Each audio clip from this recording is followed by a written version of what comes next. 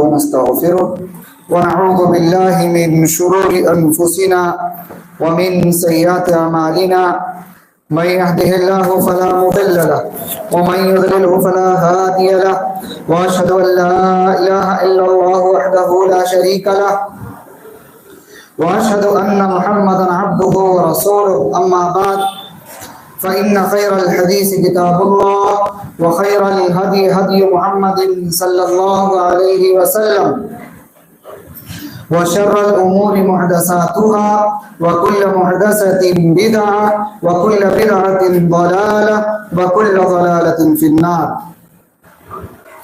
أعوذ بالله السميع العليم من الشيطان الرجيم. بسم الله الرحمن الرحيم.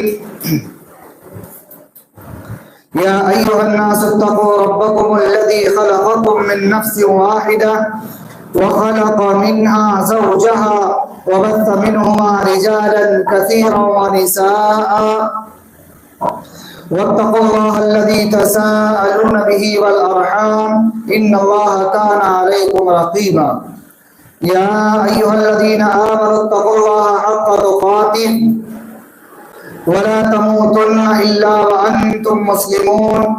يا أيها الذين آمنوا اتقوا الله وقولوا قولا سديدا يصلح لكم أعمالكم ويغفر لكم ذنوبكم ومن يطع الله ورسوله فقد فاز فوزا عظيما.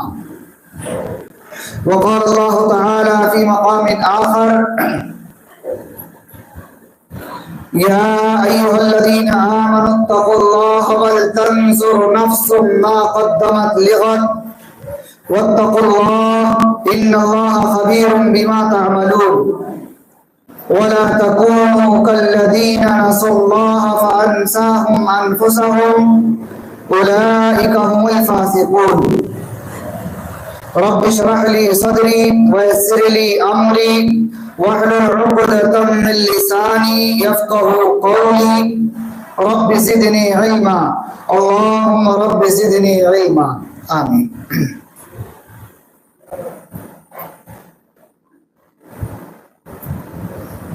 محترم معزز مکرم سامعین، عزیز بچوں اور پردہ نشین اسلامی ماں بہنوں،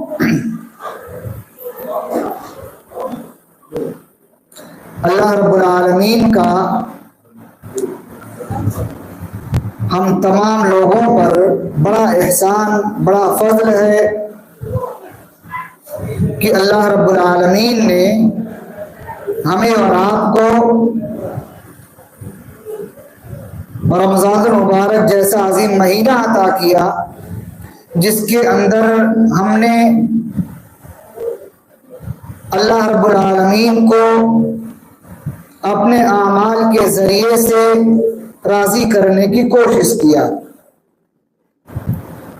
دعا کریں کہ اللہ تعالی ہم تمام لوگوں کی رمضان المبارک کی عبادات کو قبول فرمائے، آمین۔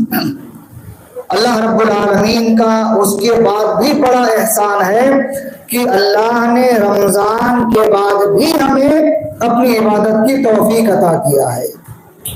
اس نعمت پر اللہ کا جتنا شکر ادا کریں کم ہے۔ میرے محترم، ہم اور آپ ابھی 15 روز بھی نہیں ہوئے ہیں، رمضان المبارک ہم سے رخصت ہوا ہے، اور ہر کوئی ہم میں سے اپنی زندگی کا جائزہ لے کہ ہماری کیفیت، ہمارے اعمال، ہمارا طور طریقہ جیسے رمضان میں تھا ویسے ہی ہے یا اس میں کوئی تبدیلی آ گئی؟ کیونکہ آج کا جو درس ہے، اس درس کا موضوع ہی یہی ہے کہ رمضان کے بعد ہم دین پر کیسے جمیں، یعنی ہمیں کیا کرنا چاہیے کہ کہ ہم رمضان کے بعد بھی دین پر ویسے ہی جمے رہیں جیسے ہم رمضان میں جمے رہتے ہیں۔ میرے بھائیوں، ذرا غور کریں، ہر شخص اپنے آپ میں دیکھیں کہ رمضان المبارک کے مہینے کے اندر وہ کون سی چیز ہے جو آپ کو دین پر خوب ابھارتی ہے، وہ کون سی چیز ہے جو آپ کو نیکیوں کی طرف کھینچ کر لاتی ہے، وہ کیا طور طریقے آپ اختیار کرتے ہیں کہ آپ مساجد کی طرف،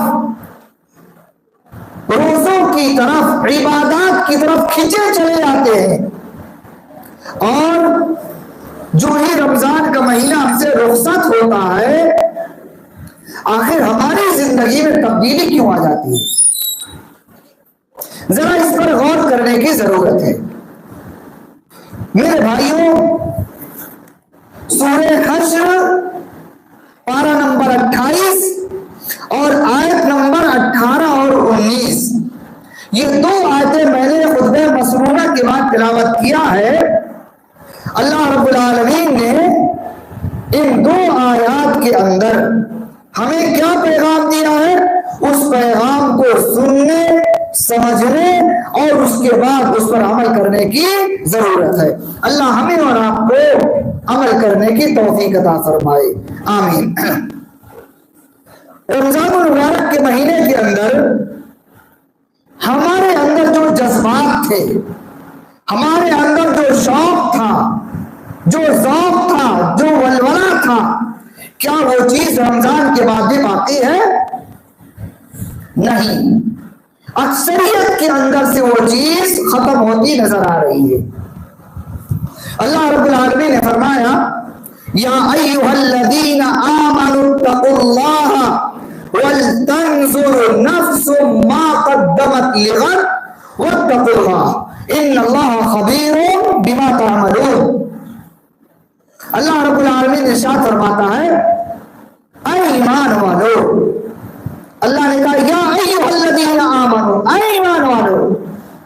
غور کیجئے گا، اللہ رب العالمین کا محبت بھرا انداز، پیار بھرا انداز اپنے مومن بندوں کے لیے، ورنہ اللہ رب العالمین جب ساری انسانیت سے مخاطب ہوتا ہے تو اللہ تعالیٰ کیا فرماتا ہے، یا ایھا الناس، اے لوگو۔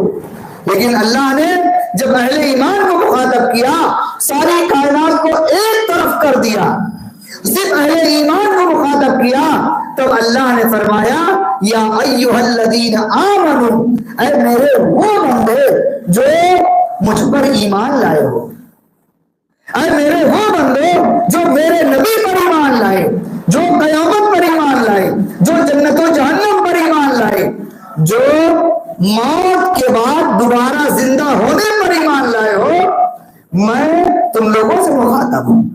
یہ اللہ رب العالمین پیار بھرے انداز میں ہمیں اور آپ کو مخاطب کر رہا ہے۔ اللہ رب العالمین فرما رہا ہے، یا ایھا الذین آمنوا اتقوا اللہ۔ اللہ نے سب سے پہلے کہا اے ایمان والے، اس کے بعد مخاطب کرنے کے بعد اللہ نے پہلی جو نصیحت کیا وہ کیا ہے؟ پہلا جو حکم، پہلا جو آرڈر اللہ نے ہمیں دیا کیا ہے؟ اتقوا اللہ۔ اللہ نے کہا تقوی اختیار کرو، مجھ سے ڈرنے والے بن جاؤ، اللہ کا تقوی، اللہ کا خوف اختیار کر لو۔ اللہ تعالیٰ نے ہمیں اور آپ کو یہ پہلی نصیحت کیا۔ ذرا غور کریں، اللہ نے ہمارے اوپر رمضان کے روزے فرض کیے تھے نا۔ اللہ نے روزہ کیوں فرض کیا تھا؟ مقصد کیا تھا؟ اللہ نے خود قرآن کریم میں ذکر کیا، کیا کہا؟ لعلکم تتقون۔ اور ابھی رمضان گزرتے تو میں نے کہا 15 دن بھی نہیں ہوئے ہیں۔ جو تقوی رمضان میں تھا ہمارے اندر، اپنے گریبان میں منہ ڈال کر کے جھانکے، کیا وہ تقوی رمضان کے بعد باقی ہے ہمارے اندر؟ جو ڈر اور خوف اللہ کا رمضان میں تھا ہمارے اندر،